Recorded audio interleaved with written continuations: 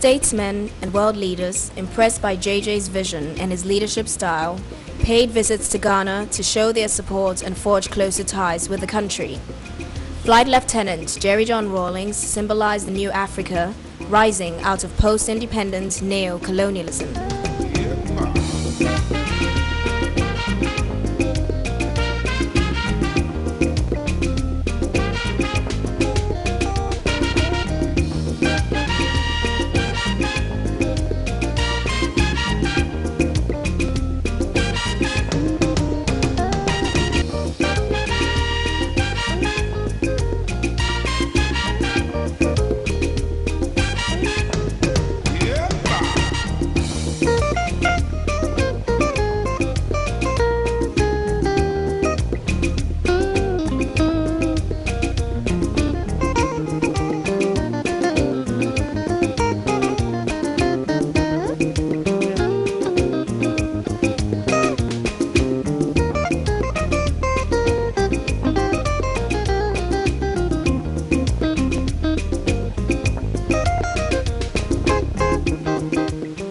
The struggle for Africa's liberation that began with the Founding Fathers was not to be forgotten.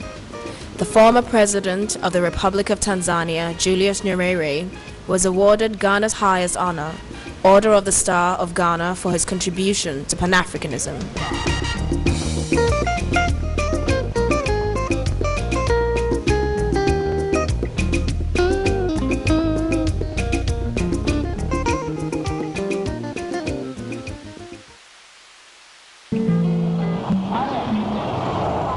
JJ's popularity, like the wind, spread to neighboring African countries, and on his arrival at the 11th summit of the Economic Community of West African States in Lome, Togo, the crowds of people lined the streets to catch a glimpse of the man who brought back hope to the Ghanaian people.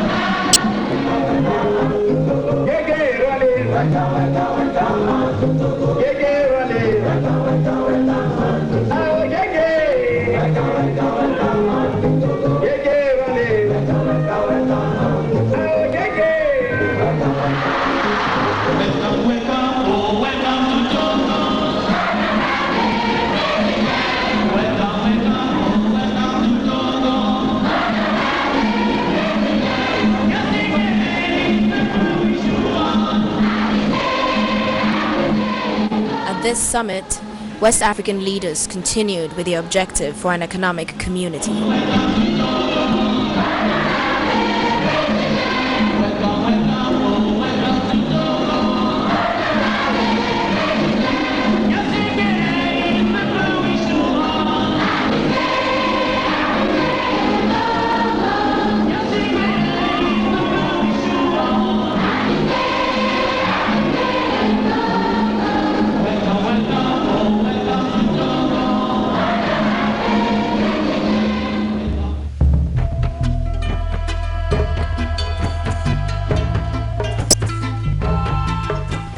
John Rawlings was welcomed in Addis Ababa for the 25th anniversary of the then Organization of African Unity.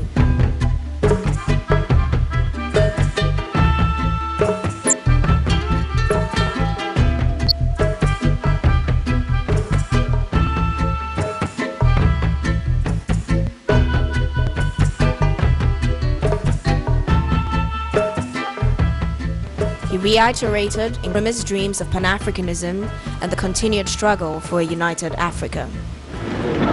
Our country, Ghana, played its modest role towards the inauguration of this organization 25 years ago.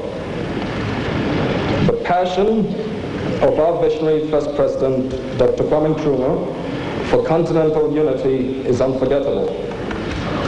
A united Africa provided for him the only assurance of real independence for us and sovereignty over our vast natural resources. For his vision and passion, he became a prime target for the enemies of Africa. With his view that the independence of Ghana is meaningless without the total liberation of Africa, Dr. Nkrumah subordinated the independence of Ghana to a struggle for the liberation of the whole continent.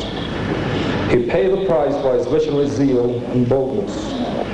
But his speech on this very rostrum 25 years ago not only touched the hearts of Africa's youth, it still provides the agenda for our continent's liberation. Lovely to hear you. May God bless us all. Thank you.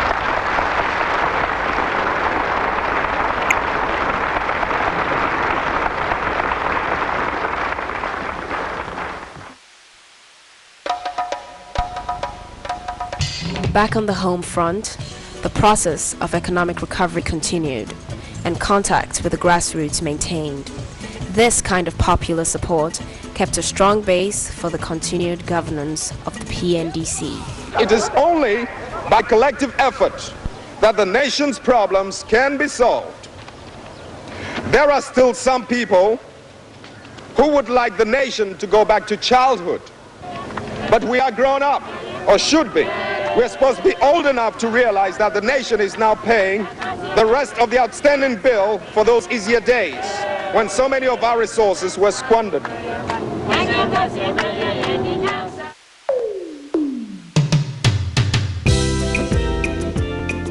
With the willpower of the Ghanaian people, combined with the dedicated visionary leadership of Flight Lieutenant John Rawlings, the country embarked on an economic recovery program whose sole objective was to lift the people of Ghana out of economic and political decadence.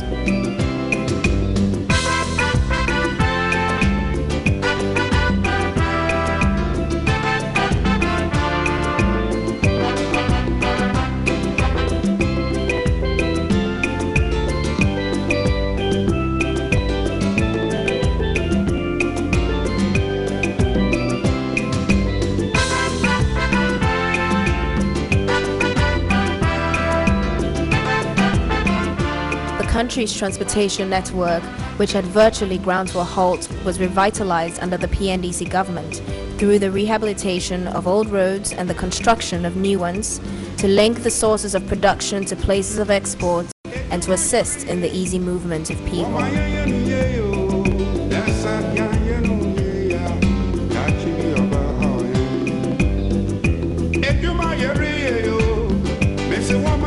To connect villages, towns, and cities separated by rivers and lakes, bridges were also built to make the transportation of goods and services among communities easier.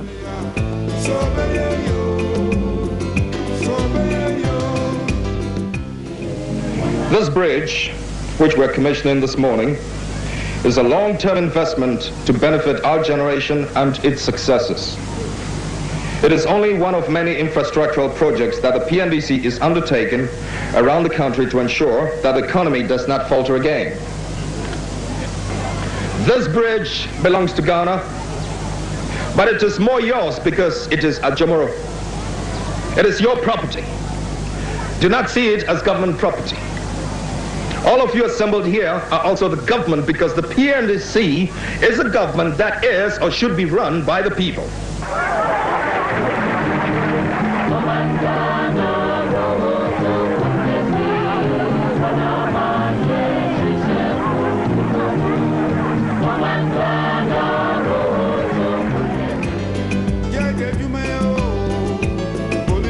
Electricity, which was previously enjoyed by few, was now available to more citizens of the nation.